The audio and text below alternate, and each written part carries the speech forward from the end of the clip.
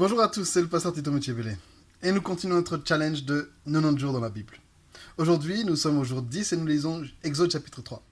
Voici ce qui s'est passé depuis les livres qu'on a lus dans Genèse et Exode chapitre 3. C'est que Joseph, l'enfant de Jacob, est parti en Égypte. Il est devenu là-bas premier ministre. Ensuite, a fait venir toute sa famille en Égypte. Avec la faveur de Pharaon qui leur a donné la région de Gozen. 400 ans se sont passés et entre-temps, le pharaon qu'ils avaient accueilli est mort et de nouveaux pharaons sont arrivés qui les ont réduits en esclavage. Mais bon, il n'y a pas vraiment de problème parce que Dieu avait prévu ça et avait déjà prévenu à Abraham que ça allait arriver. Et donc Israël attendait la libération. Ce qui me fait penser à les 400 ans en Égypte me font penser aux 400 ans entre la fin de l'Ancien Testament et l'arrivée de Jésus, où le peuple d'Israël attendait encore une fois la libération et attendait la venue du Messie. Donc Moïse est encore une préfiguration de Jésus dans cette figure de messianique qui vient sauver et libérer le peuple. Moïse est arrivé à cette époque où le pharaon avait carrément décidé de tuer tous les bébés mâles juifs pour les empêcher de se multiplier. Mais il a été sauvé et élevé à la cour de Pharaon par la fille de Pharaon. Il a fait 40 ans à la cour de Pharaon. Et là, il a dû fuir comme un criminel après avoir tué un Égyptien pour essayer de protéger un Juif. Il a fait ensuite 40 ans comme berger beau-fils de Jéthro et mari de Séphora. Et après ces 40 ans, il se retrouve devant le buisson ardent. Et rappelez-vous qu'ils vont faire 40 ans dans le désert. Donc la vie de Moïse, ça a été de 40 ans, 40 ans, 40 ans. Et il est mort à 120 ans. Rappelez-vous que 40 ans, c'est le chiffre de la consécration. Et 3, c'est le chiffre de la Trinité. Donc Moïse est quelqu'un qui a vraiment vécu une vie particulière. Le buisson ardent. Donc Moïse, dans le cadre de son travail de berger, arrive devant ce buisson ardent. Mon père avait prêché toute une prédication sur les gens qui ont eu une révélation de Dieu pendant l'exercice de leur travail. Soyons très concentrés quand on travaille. Et là, il voit ce buisson.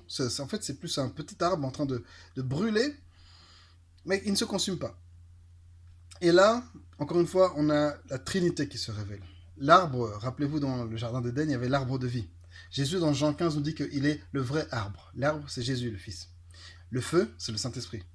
Et la voix du Père qui parle, c'est le Père. On a la même chose lorsque Jésus s'est fait baptiser. Il entre dans l'eau, Jésus, le Fils. Il y a la colombe qui arrive, qui se pose sur sa tête, le Saint-Esprit. Et on entend la voix du Père. Et là, Dieu se révèle comme le Dieu d'Abraham, d'Isaac et de Jacob. Comprenez qu'on était à une époque polythéiste. C'était absolument important de savoir quel était ce Dieu qui parlait. Et encore une fois, il y a cette idée de lignée, de prolongation de ce qui venait avant et de continuation dans le présent et dans le futur. C'est le même Dieu qui a parlé à Abraham, c'est le même Dieu qui a parlé à Noé, à Isaac et à Jacob, qui parle maintenant à Moïse 400 ans après. Mais Moïse va en savoir plus. Il demande à Dieu de se révéler encore un peu plus à lui. Et là, Dieu va lui donner quelque chose de très important. Il va lui donner son nom. Son nom, c'est Je suis, celui qui est. Je suis qui je suis. Le nom de Dieu qu'il révèle à Moïse, c'est Je suis. C'est un Dieu éternel, intemporel, immatériel. C'est extrêmement important de comprendre qui est ce Dieu. Quelle est sa nature. Parce que Israël, par exemple, lors du passage du veau d'or, avait tout compris de travers. Ils ont essayé de représenter Dieu sous une forme matérielle. Or, ce Dieu que nous servons n'est pas un Dieu comme ça.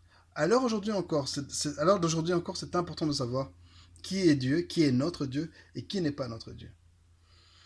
Ensuite, Dieu dit à Moïse ce qu'il doit faire, comment il va libérer le peuple. Mais il annonce aussi qu'il va endurcir le cœur de Pharaon. Comprenez que Dieu a besoin parfois que nous passions par des épreuves difficiles afin qu'il puisse nous aider à les surmonter et que toute la gloire lui revienne. Il veut se révéler à nous par le succès que nous aurons dans les difficultés. Alors, la prochaine fois que tu fais face à une épreuve, à un obstacle insurmontable, à des personnes qui ne veulent pas te laisser avancer, sois déjà prêt à glorifier Dieu. Bonne journée à tous. Je vous laisse avec 3 questions encore une fois. 1. Qu'est-ce que ce texte m'a appris sur Dieu? 2. Qu'est-ce que ce texte m'a appris sur moi? 3. Qu'est-ce que je dois faire après avoir lu ce texte? Répondez en commentaire ou bien dans les différents réseaux sociaux. Que Dieu vous bénisse. Je suis pasteur Tito Mochebele. Et n'oubliez pas d'inviter vos amis dans ce plan de lecture. Bye bye. À demain.